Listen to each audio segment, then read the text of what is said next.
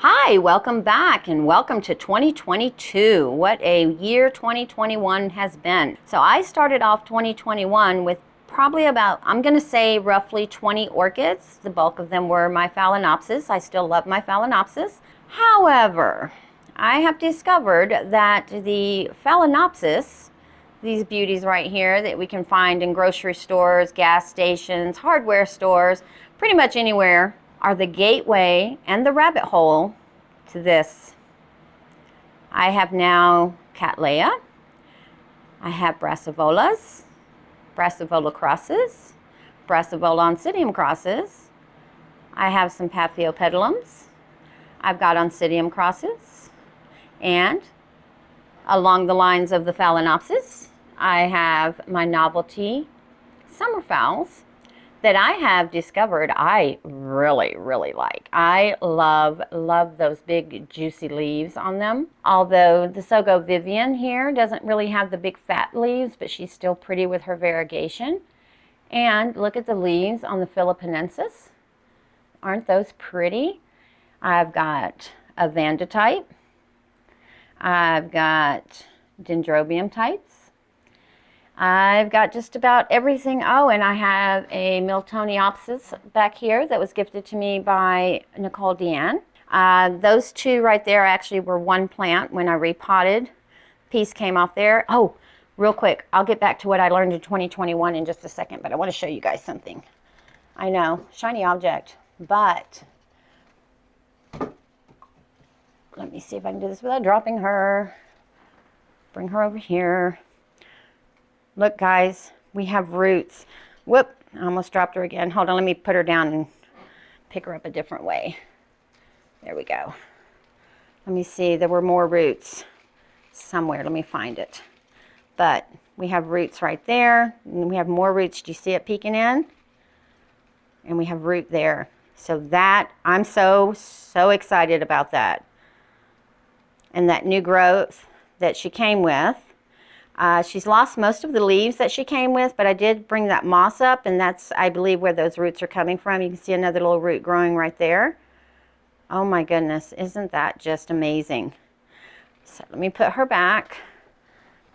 Hold on, and then I'll have to check down here for any water droplets to make sure nothing got into the crown of any of my lovely phals, my beauties down here. Let's see, the Sherry Babies, oncidiums, I think, are the only other type of orchid I had at the beginning of 2021. I lie. My Zygopedilum down here, I had that one in the beginning of 2021. But other than that, it was basically Phalaenopsis. And I have also learned in 2021 that not to repot everything right away. Of course, it took me almost to the end of 2021 to learn that. But guys, sometimes if the media is what is doing good, the orchid is doing good, sometimes it's just best to leave it alone until the right time. And the right time being, especially with your bifoliate Cattleyas, they really need roots before you repot them. Now, with my Segrique wax here, that I got from Paula from Hillbilly Orchids. I repotted her just as the nubbins were showing, and you can see, let me just zoom in a little bit. Do you see the shriveling of the canes? That's because she was struggling to support herself while she developed new roots. Now, does she have roots? I believe she does. But I could have easily lost her by repotting her too soon. And sometimes those of us who are a little impatient, I'm going to call myself out on that, and we want things to happen right now. Sometimes we can bring our orchids down, and I believe that's kind of what happened with some of the orchids that I did bring into my home. I don't think there was anything wrong with the orchids themselves. I think it was just me trying to hurry up and get them in the setup that I wanted them in. So just as a tidbit, make sure that you have new roots coming to replace any old roots that might decide to die off once you set up into a new setup or into your preferred method. Even if you're taking it from bark and putting it into bark, as you can see, this right here is the nice Orchiata bark. And I use the fir bark This is not the orchiata, it's fir bark that I get from my local garden center. It's called Nick's Garden Center. It's a pre-mixed. It already comes with the larger bark and the perlite. But I also use the smaller reptile bark, fir bark. And this, and this are all different quality, different makeup, different chemicals. So even if you're moving it from a bark mix to a bark mix, it doesn't necessarily mean that the orchid is going to accept it. So always keep that in mind as well. I also discovered that I really, really, really, really love the Brassica mixes and the flowers. I love the spidery look, I guess is what you would call it. I've decided I really like that. I have the key lime star here. I have my yellow bird right here. And then just recently, this one here quit blooming. This is an Adosa cross with Small World Cattleya. What else? Oh, I actually have discovered I really like this jewel orchid right here. I believe it's the Ludicea discolor, maybe. But look, I noticed she's got spikes. I did not realize those were spikes. Now this one here is a true terrestrial. She's still in the, again, nursery pot that I bought her in. She's in soil, and it is a loose mix. What else did we learn this year? Oh, sheaths. Let's talk about sheaths. Let's see, do I have some sheaths? Yes, look. We still have that sheath on there. Let me just zoom in a little bit so you can kind of see what I'm talking about. So her sheath, can I get around that leaf? There it is. So this sheath is actually dry. And now that it is completely dry, as a matter of fact, you can hear it. She's leaf dry.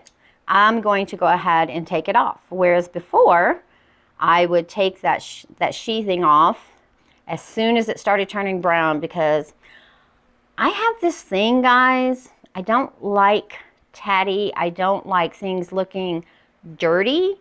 And to me, that just makes the plant look dirty. But I realize that it also plays a part in the plant's growth. So I need to leave it on there. Additionally, this plant right here, my key lime, is absorbing some leaves from an old growth.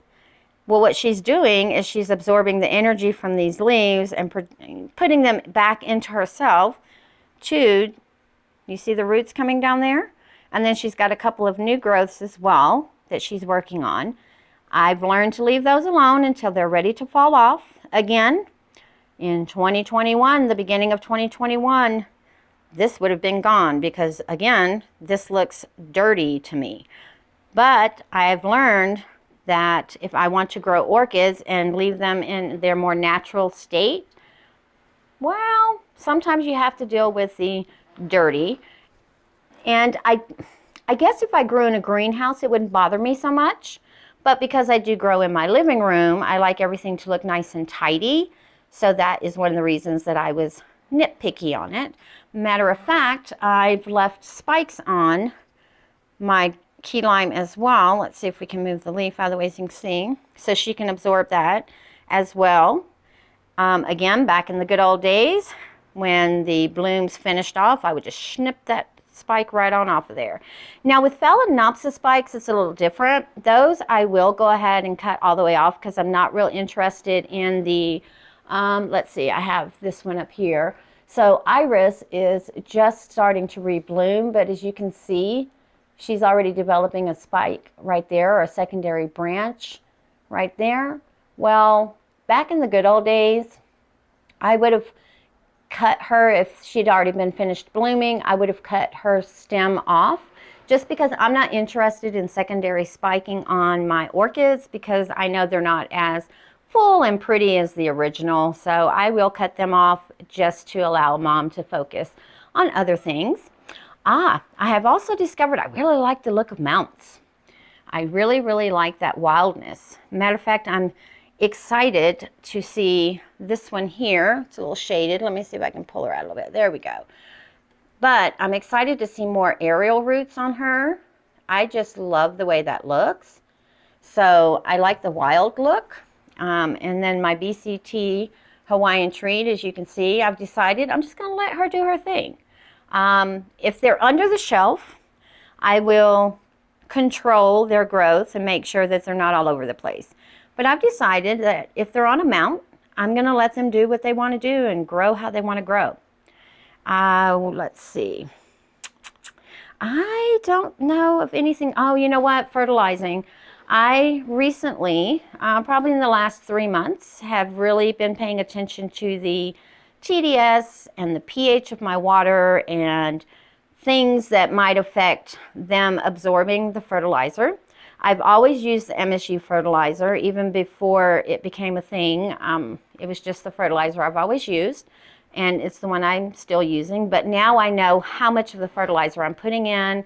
I've started using CalMag as a supplement as well to help put in that extra magnesium and calcium, especially when they're growing spikes, to help encourage nice strength in the spikes, like this one here. As you can see, she is not spiked at all, or spiked staked at all, and she grew rather strongly, and now she's growing towards the grow light, and that is the way that I've positioned her. And then there's some more mounts over here that I really love. And I have also decided I really like the look of orchids and houseplants together. I used to keep them all separate, but I really like the way it looks, kind of blends it all together, gives it some interest. I've learned I can actually use different media because, again, in 2021 at the beginning, I was just using bark or moss.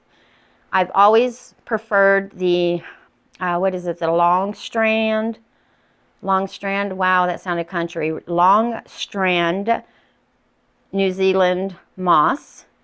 But I've also started experimenting with charcoal. Now this one here, I took a chance on her actually, and if she wouldn't have made it, I wouldn't have cared because I have another one.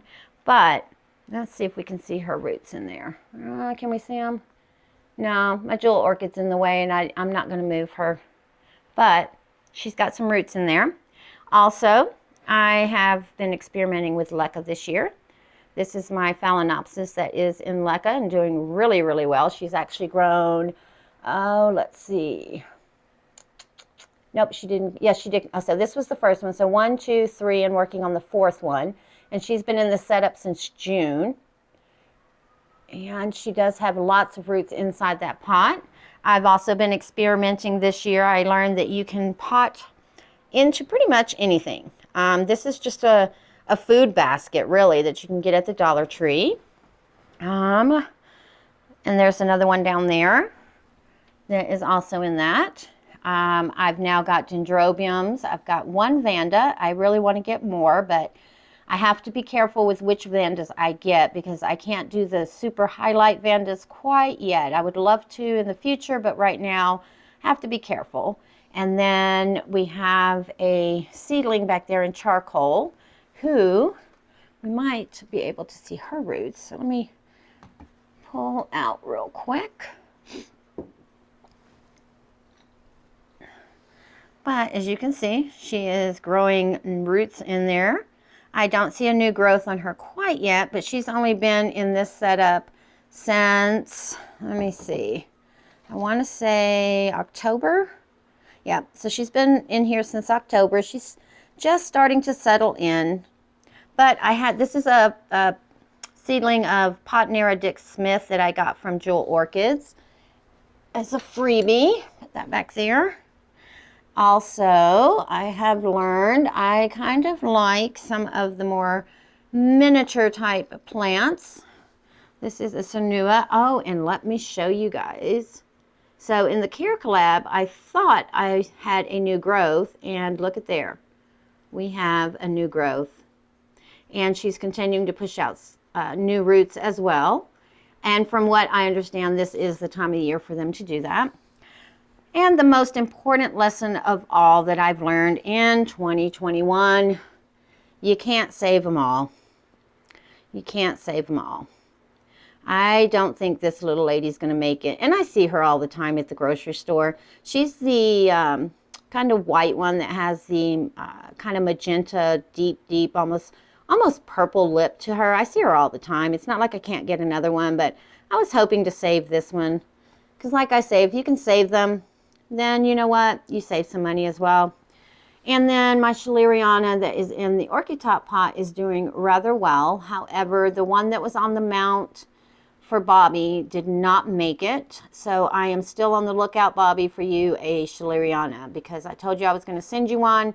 I'm still going to send you one, okay? So don't get one. I'm going to get you one. Oh, I think that's it, guys, as far as the major things that I've learned this year or this past year in 2021. Of course, there's a lot of little details as well. Leave in the comments below the things that 2021, can't speak today. Leave in the comments below what you have learned in 2021 with your orchid hobby. Did you learn that you like different ones? Are there different orchids that you've started bringing into your collection? Or are you still kind of this one type of orchid is the one I prefer and it's the only one I'm going to grow, or group of genre? You know, leave all that in the comments below.